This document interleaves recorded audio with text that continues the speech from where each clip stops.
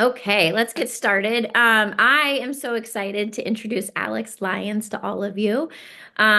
He is someone I reconnected with, I think, this year at Boulder. I've heard him speak multiple times at the Boulder Running Clinic, but I'm really excited.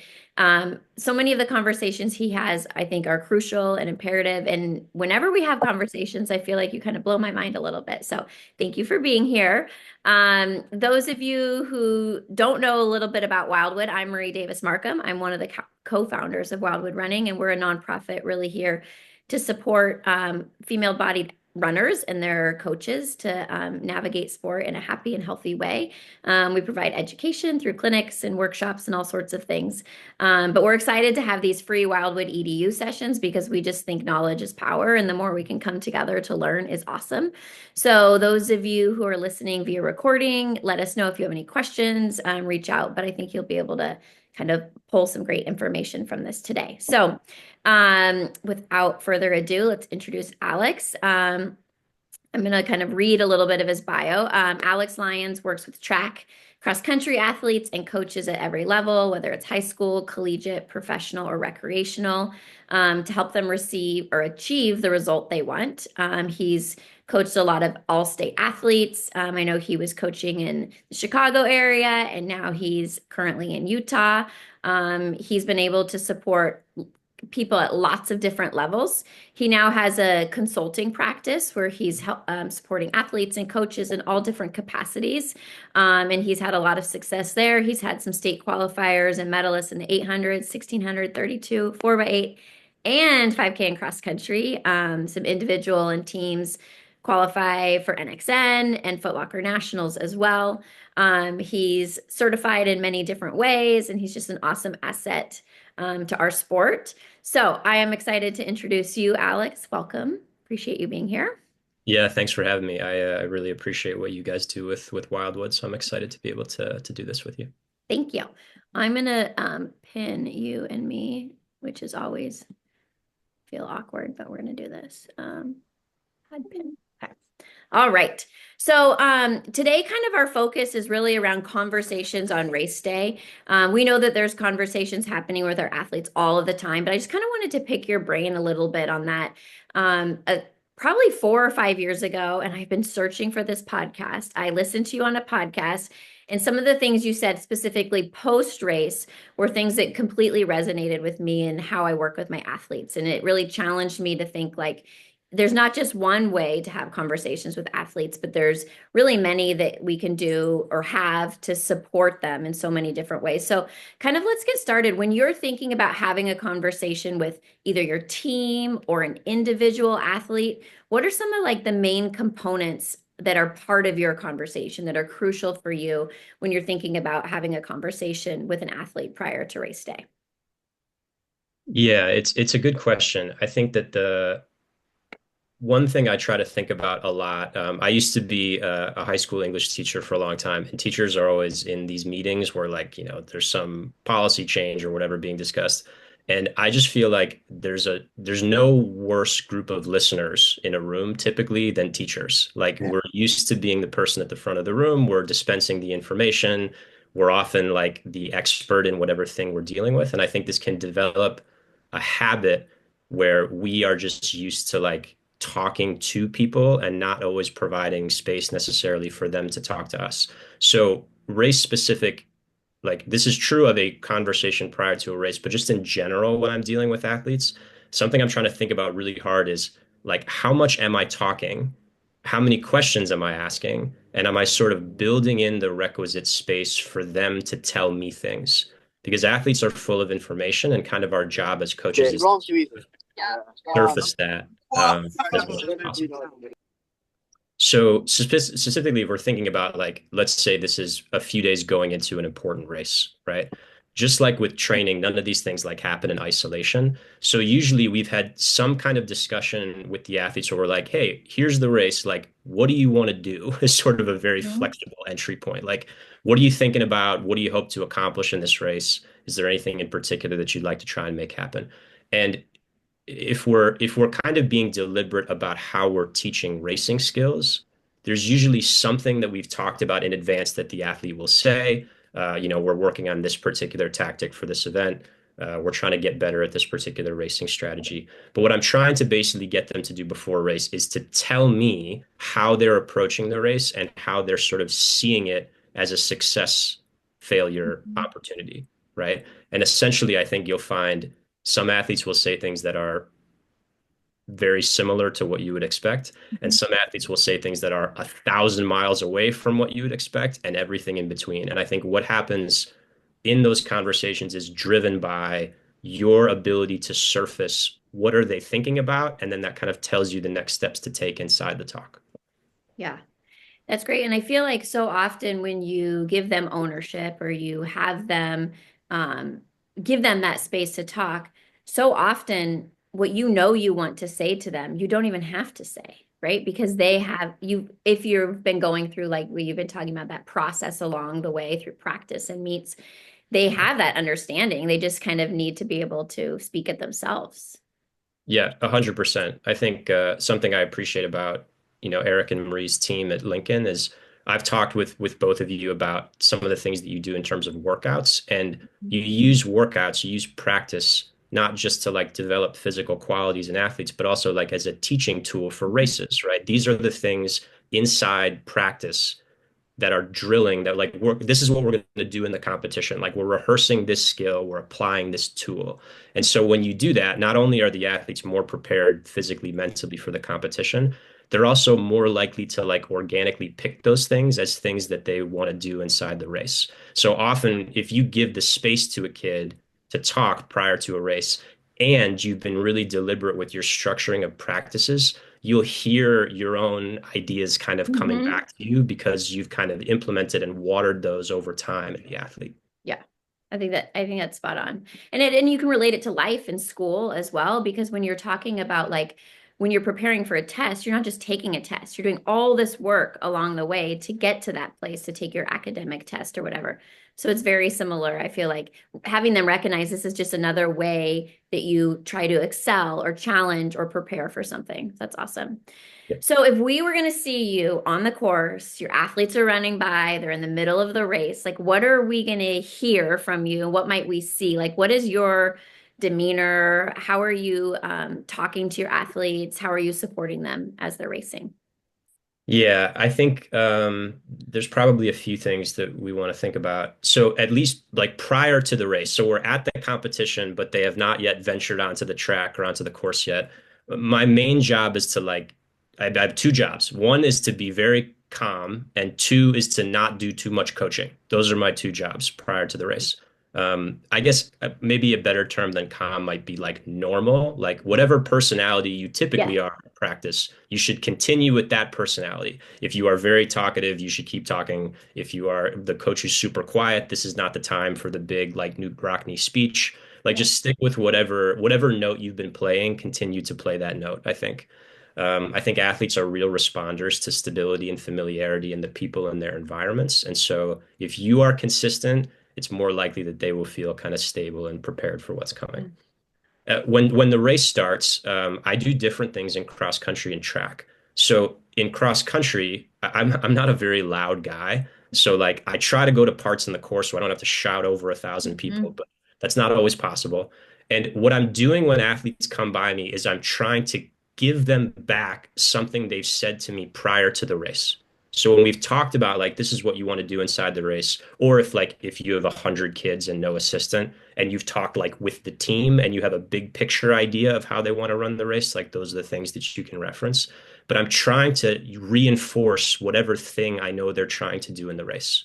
So if, for example, if there's an athlete who's like, they really want to practice that sort of challenging third lap of the mile, and this Mhm. is a track meet, in an early season meet, I might do something like I'm on the infield and they come by and you're like reminding them of that, like, okay, third lap, all your chips are in, let's go. You're just saying whatever the thing is that's a piece of their plan that they're trying to execute. I actually, in track season in Illinois, the state meet is gigantic and has like tons of people in the stands, and you can't really get anywhere close to the track. So once we finish indoor, I tell the athletes like the first or second meet of the outdoor season, like, I'm not talking to you during the race anymore. I'm going to go up to the top of the stands. I'm going to watch the meet. and then we'll talk to you afterwards. And I like explain that and connect it to the state meet, like, hey, you can't hear me during the big competition. So we don't want you to be coach Mhm. dependent during these big races. So I'm going to remove myself and then we'll talk afterwards. If you don't explain that, then you're like, does coach not like me Right. anymore? He stopped cheering. So you have to like over communicate why that decision's being made. Yeah. But I do think it's really useful in some ways to remove yourself as a feedback source and then to watch what happens. I think most feedback that coaches give is less feedback and more of a venting of our own internal anxieties during a race. Like, I'm going to scream because it makes me feel better. Like, I Yeah. can do something about what's happening. But I think to sort of like draw those things together, you're thinking about what's the athlete going to need to do at the end of the season? Do you have access to deliver feedback in those contexts? And then if so, what do you want to practice doing then? And what do you want athletes practicing doing inside the race in the lead up? And those are kind of what dictate my feedback strategies. Yeah, that's super powerful because I definitely feel like I'm someone who just wants to be there all the time, supporting, loving, and encouraging, right? But yeah, there's points where they'll never be able to hear me in big meets, things like that. And so practicing that is like a crucial piece. We're asking them to practice like what we were just talking about earlier all the time. So that's great. Yeah. So let's get to after the race. And this is where I listened to a podcast with you on it, and it just really resonated with me, a lot of your talking points around this. But, you know, what are those conversations looking like? When do you conduct them? Let's start first. Like, let's pretend we're in a perfect world, it's cross country, and you only have one race. You're not worried about getting to the next race and the next race and the next race. So you have a race, you have a whole bunch of athletes who have raced, the race is over, you don't have all these time constraints after. What does that look like if that was the case? Yeah, I think this is a really complicated thing to do. And like this is something I've been thinking about for a long time and it's still hard for me to do well. But basically this is the setup that we follow. We try to have the kid and the coach have a conversation about the race in a particular way, which I'm happy to explain. But the first thing is that the conversation is held in the moment where both athlete and coach are in the headspace to have that conversation well, right? So one of the places where the train can sort of get off the track before we even get underway is a coach approaches an athlete when the athlete is in like full meltdown mode directly after a bad competition, or conversely, when the coach is in full meltdown Mhm. mode and very distressed about how the athlete has run. And those are the moments that we choose to have these talks, and we're not like, we don't have the necessary clear head to have an effective conversation. So, like, job one for the coach, or jobs 1 and 1A for the coach are number one, are you the coach in a headspace where you have like, you're not going to say something that you regret. You're not 30 seconds after the race that you cared deeply about and the kid bombed and you're ready to yell at them. Like, this is not the right time. And is 1A, is the athlete like, hurling her spikes at a tree, or are they in a spot where they can kind of talk to you with a little bit more clarity? So what we try to do is we never have these like 2 minutes after the race. Our routine as the team, especially in cross country where the kids are like racing in a big group, is they know their job is finish the race, go to the tent, change your shoes, and get cooling down. And what we're saying to them is like the phrase that we use is like play the tape of the race in your head and talk to each other about what happened. So I'm using the cool down as a time where the athletes can like vent if necessary, Mhm. talk to their friends, kind of return to earth a little bit from all the emotions of the competition, and also start like queuing up the things that happened in their heads so they're better prepared to talk to me when the time comes. Yeah. So this is before we even speak, right? All these things are hopefully Yeah. getting away. Then when that like this necessary time has passed, and for some athletes they can do this like 5 minutes after the cool down, and some athletes they need like 2 days before they're ready to talk about a race effectively. But wherever that window of tolerance happens, we'll talk to the athlete. And I start with the same question every time, which is walk me through your race. That's the phrase that I use. I don't say, how was your race? Because they're like, Mhm. it was good. Right. And then I don't learn a lot of helpful information. So I ask something open-ended that forces them to explain stuff. Walk me through your race. And then I do the most important thing, which is I shut up. I don't say anything. I try very, very hard never to interrupt a kid. And I just let them kind of describe their way through a competitive event. If there are very important things that I hear, The only time, like this is all I'll say. I'll just sort of like give encouraging sounds and Mhm. nod and stuff like that. And then if they stop earlier or kids will often do this thing where they blitz through the most important part of the race very quickly. Like Mhm. the spot where they blew it or where I think they blew it from Mhm. watching the race, they'll like talk about that in 2 seconds and then move past it. So sometimes what I'll do is say things like, I thought it was interesting when you said blank, or like, tell me about this moment in the race, or like, can you say more about X? I'm just trying to solicit as much information as possible before I put my own opinions in the room. And I'm Mhm. trying really hard as I'm listening to remind myself, I do not know what happened in this race. I know what I saw, which in cross country might be like 3 minutes of a Right. 17-minute race, right? Or in the track, if you have a more comprehensive picture, like I have all the splits, I know what I saw them do, but I don't know like the internal experiences and the decisions of the athlete. Mhm. And that's a huge part of figuring out what unfolded in a race. So what I'm trying to do is take my observations and their experiences and add them together to form a complete picture of the race. So I've been talking for a while, so I'll stop. Is there anything that we wanted to go back No, to or no, I mean, I think that's great. I think I wrote a couple things down, just questions that I wanted to ask along the way. But what if you so you've obviously set up this routine. So when they're finishing the race, you have had this conversation. If you're seeing your athletes as they're taking spikes off, are you still you're giving them fist bumps? Like, are you acknowledging them in a way that just feels positive and supportive without a lot of words around them? Is that kind of what that looks like?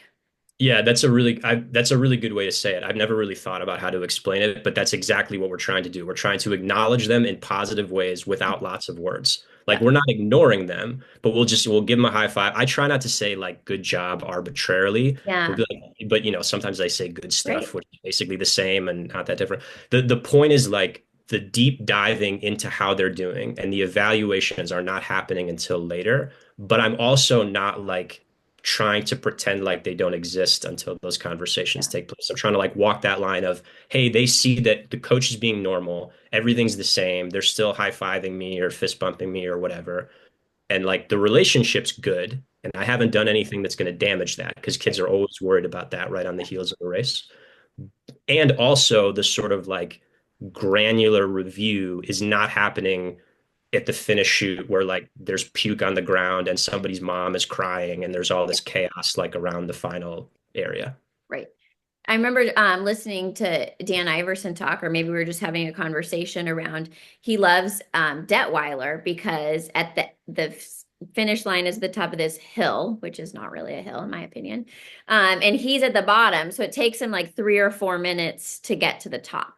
And in Yeah. that time, it gives him not very long, but 3 or 4 minutes to like wrap his head around what those first words might say, or, depending upon whether he's going to see girls crying or cheering each other up or what that might look like. So I think that's super valuable. And like also as coaches, being able to come into a situation feeling balanced and composed.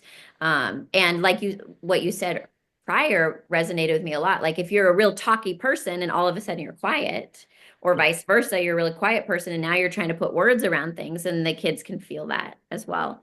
So what do Yeah. you do if like you are having a conversation with a kid and you feel like you need to offer critique, right? Like you notice something in the race that you think that they could have done better, or a move they should have made that they didn't, or something like that. When are you having that conversation? Does it depend on the individual, and how are you leading that conversation? Yeah. So they would happen in the same, basically on the same timeline that we've discussed before. So some kids, I can do it 5 minutes after they finish their cool down. Other kids, I kind of know I need to wait until Monday before they're in a space to have those talks. Yeah. But the mechanics of the talk really, it's not really any different than a talk where I think the kid did awesome, and I'm just trying to reinforce those things because, like, if there's only one maybe takeaway that coaches have from the concept of debriefing, I think it's to like don't over like do not overestimate how much you can know by watching the race. Like, don't feel like your opinion of the race is calcified. So, like, Mhm. I'll go into these talks sometimes thinking I need the kid to do A, and then over the talk I realize that I'm wrong and it's something totally different. Yeah. So either way, whether it's I think I'm going in trying to enforce something or trying to change something, I basically have to talk the same way. And what I'm trying to do in my head is like, as we said, ask questions that solicit lots of information. I used to play chess when I was a little kid, and when you have a like a chess teacher and you play a bad game, what they do is they set up the board in the position where you like made your big mistake, and they say, "Tell me what you were thinking right here. Like what was happening." Like Mhm. you're just trying to get inside the athlete's head and the decision-making processes at these sort of critical junctures inside the race. So that's kind of what I'm trying to do in the debrief conversation, which is I'm trying to get to the spot in the race where I think something important happened and figure out what they were thinking inside those moments. Yeah. So like to be more specific, um, there was an athlete that I coached several years ago who was just like impatient. Like she would make moves in the races that were earlier than maybe, the coaches would think were appropriate. And then she'd get like tracked down by some kids that probably she should have beaten if she had just managed the race a little differently. So I'm not going into the conversation and saying like, hey, athlete X, you keep going to the front for no reason. Mhm. Stop that and only go to the front when it's like you can hold it to the finish line. Now that might be the information that I want to communicate, but that's not how I do it. The Right. first thing is why is the kid going to the front? Like we have to figure out what's going on, right? And so what ultimately surfaced with this particular athlete inside the debrief was that she was the best kid on our team. She did all her workouts alone, and she was really uncomfortable in a group of people. So like when she's got like a bunch of bodies around her, it would like freak her out and she just wanted to get out of there, right? That's not Mhm. a tactical problem. That's like a comfort and Yeah. experiential problem. So we started doing stuff like I'd take assistant coaches or like other kids and be like, all right, you're going to run in this group of like 5 people in practice. She just had to get a feel for what that was like, kind of like rhythmically and proprioceptively. Yeah. And then the problem went away. Like what ended up happening is she got comfortable in there. She could wait long enough and then she could deliver the moves in the race at the right time. Yeah. So the crux moment was number one, you have to be calm and consistent enough as a presence as a coach that they trust you to tell you the truth about what's actually going on. Right. That takes months and years to build that with somebody. And then once you get that information, then you have to sort of make this space for them to tell you these things inside post-competition conversations, as opposed to going in and being like, stop doing X, you need to do Y. Right.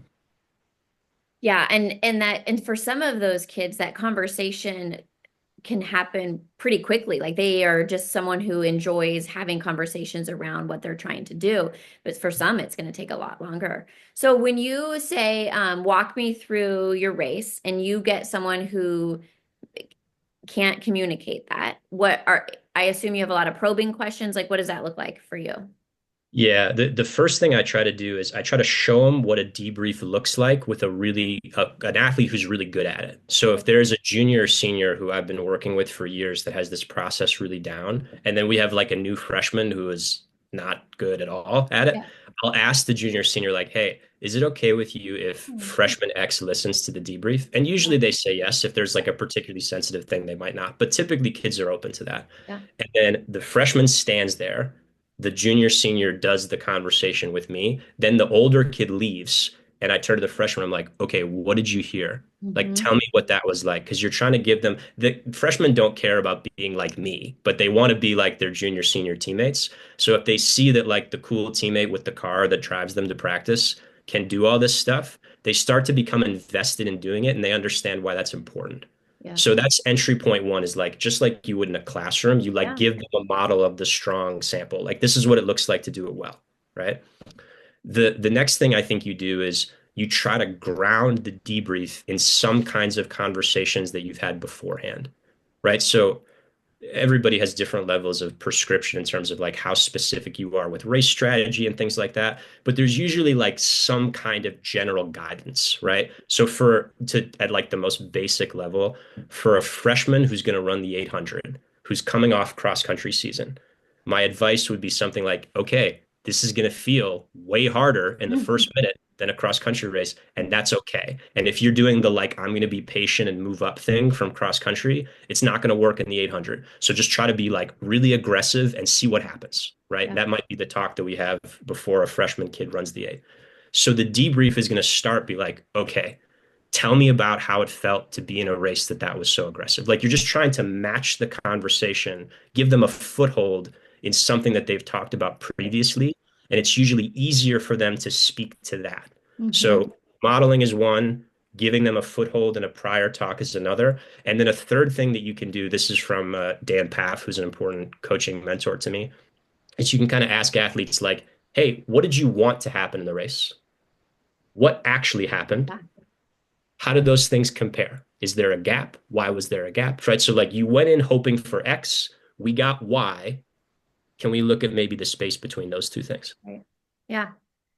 That's great. And then do you feel like every once in a while you'll have a debrief with someone and then you realize after you've stepped away that there's more you want to talk about? And if that's the case, like, is that like a very explicit conversation you have on Monday or that later that week? Or is it something that you just let go and try and add into your coaching along the week? How does that look like? What does that look like for you? That definitely happens. Yeah. I might do any of those things, kind of depending on the circumstance. I think the main thing with debriefing is like debriefing can't feel weird to the athlete. Like Mhm. if it feels like a science experiment or like, they're sitting down in a very formal, you're like taking notes while they talk, like all these things will freak them out. So you want to make the debrief just like a normal part of Yeah. practice. I'm debriefing with kids all the time, like every day. Like they finish the workout. I'm like, how did that go? Tell me what you thought. How did you feel? Like, so they just know this is like the rhythm of the way that coach speaks to us.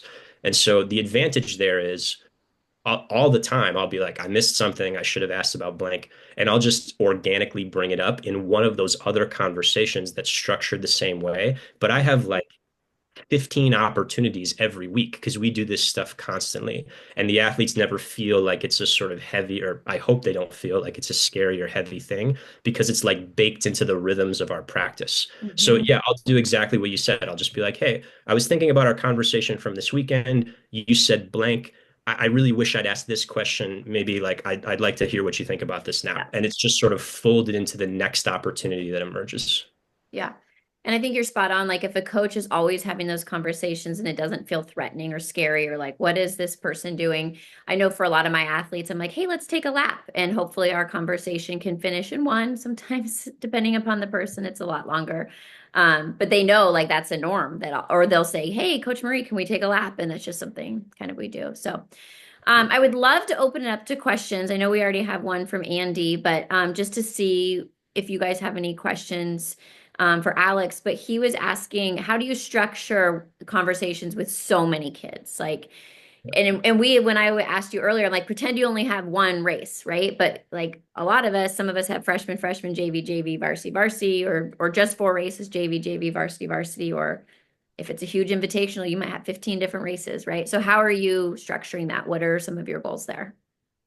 Yeah, I think it's definitely easier in cross country than track. I mean, track's such a nightmare. There's just so many things happening at a second by second basis. Like it is hard to do. So the first thing I think is like before we talk about how to manage the meet day, if you can't get to everybody on the meet day, that's cool, but just get to them later. Like talk to them on Monday or Tuesday. It's pretty rare that athletes who care as much as our athletes care in an emotionally charged environment like a race, they're not going to forget in 72 hours what happened. Like if you get to them Monday or Tuesday instead of Saturday, you'll still get good substantive responses. I think it's probably worth watching if you have 10 kids in your like varsity group and you always push the same four off to Monday, that's probably something you want to like diversify a little bit because they'll figure that out. Yeah. And like unless it's there's some kids I just they and I both understand that they're not good debriefers on the day of the meet, so then we punt it to Tuesday and that's fine. Yeah. If you're going to use the actual day, I think I had a teacher in grad school who said she was talking about lesson planning and she said choosing to do A means choosing not to do B, Mm. right? So in order to fit something into your schedule at a meet, you have to think about the things that you will be willing to not do anymore. So for me, I pay no attention. Like this is not true in practice. I'm like obsessively attentive about the athlete's warm up during practice. I pay Mhm. no attention to the warm up on the meet day. Mhm. None, right? The warm up is the responsibility of the kids to take care of it. There's like a junior senior involved who has the timing schedule of like who's going to warm up and all that stuff. My job is to take care of the athletes who just finished and to do this debriefing work with them. Yeah. So And the other thing is like I don't feel like I'm that important on the race course. Like I'm not going to deliver the huge insight that's going to cause the kid to run 30 seconds faster. So if I have to choose between being on the course Mm. and doing a debrief, I'm going to pick that, and then I'll see whatever I can see of the race. Yeah. So all those things are kind of like triage decisions that you have to make as a coach for like what your priorities are, and people feel differently about that. The one place you probably don't have anything super important to do is on the bus. So I do a lot of debriefing on the bus. Yeah. So if we have a huge bus and you're 45 minutes away from a meet, I mean, I can do 22 debriefs in Yeah. 40 minutes, no problem. That's a great point. And I think too, if you can have a system of with your assistant coaches of like, this is the work we do prior, and this is the expectation or the model that I would like our coaches to use after, then you have more people having great conversations as well. So it's Yeah, important. I think that's a really good point is if you can teach your assistant coaches to do it, I think that would be really helpful. Yeah. I will say there is a spectrum of skills when it comes to having these kinds of talks, but everybody can get better at it. Yeah, for sure. And kids will gravitate towards different coaches as well, you know. Yeah. So, So true. um, does anyone else have a question they'd like to add? You can put in the chat or turn on your microphone.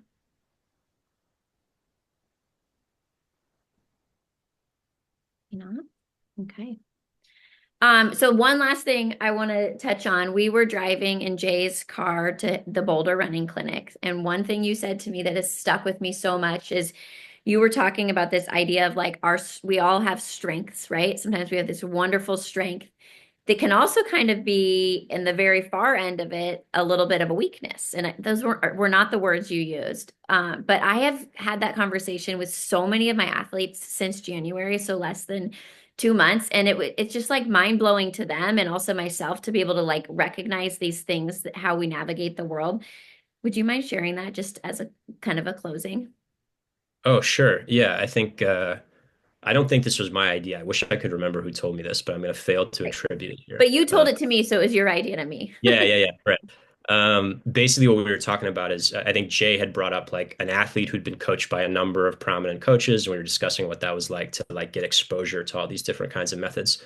And I think like everybody's biggest strength is in some ways double-edged. Like the thing that you are really good at also means there's something that you're not as good at. Like you have a vulnerability or a blind spot in some way that is sort of the other side of the coin from your strength. And I think a big part of this is totally true of athletes, right? Like, think an easy example is like the kid who's super aggressive and wants to push all the time is also the kid who's going to like overdo it and hurt themselves or is not going to be comfortable with some of like moderate intensity training, et cetera, et cetera.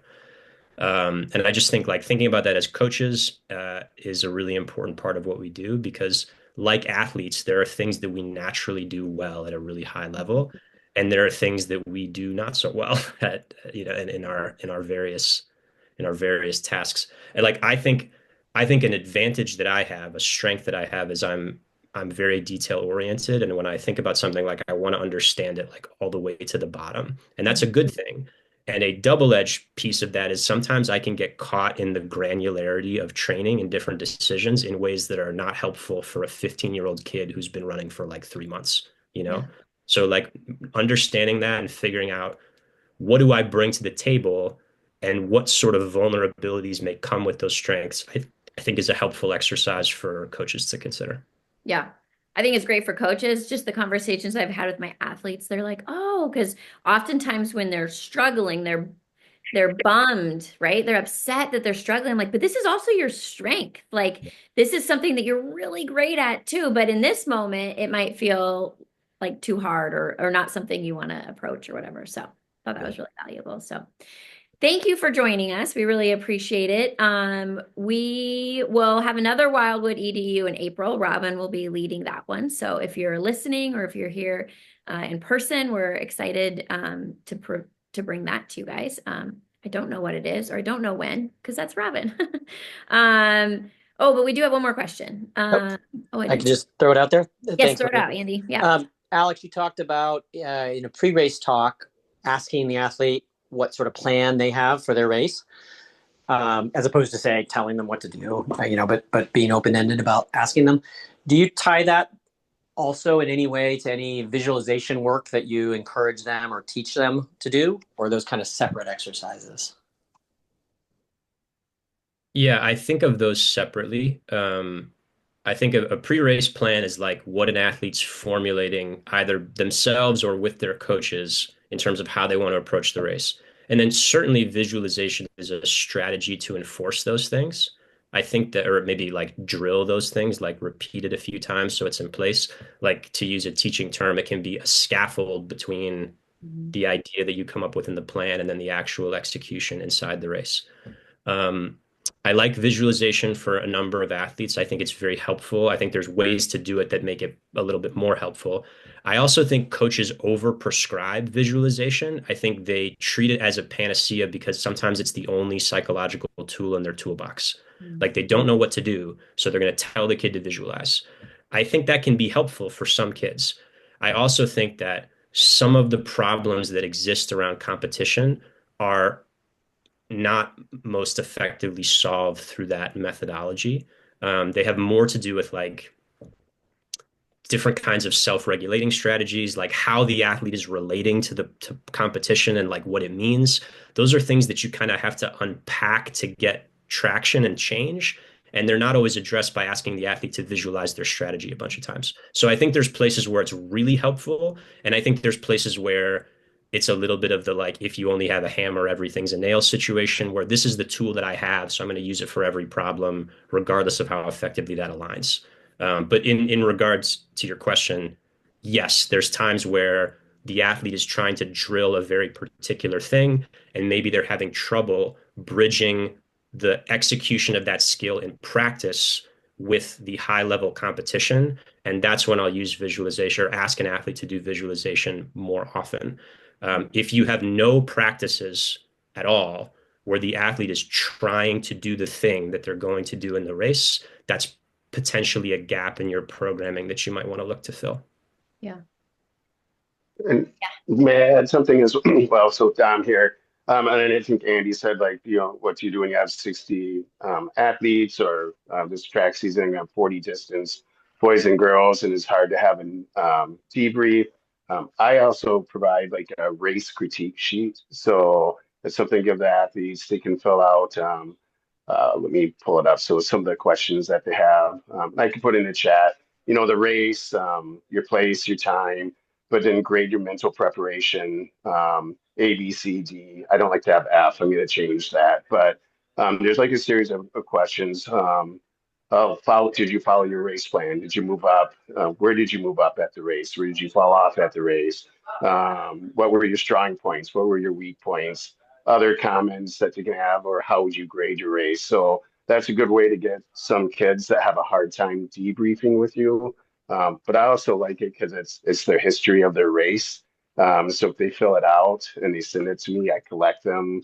If they have 4 years of running track and field with me, that's kind of like their end of their legacy document that they might collect. So I think things like that help as well, and it gives me a time to view it. I also tell them to share it with the veteran runners, and those veteran athletes can also guide or support those athletes as well. Yeah. Thank you So for that's sharing. what I have. Yep. Yeah, thank you.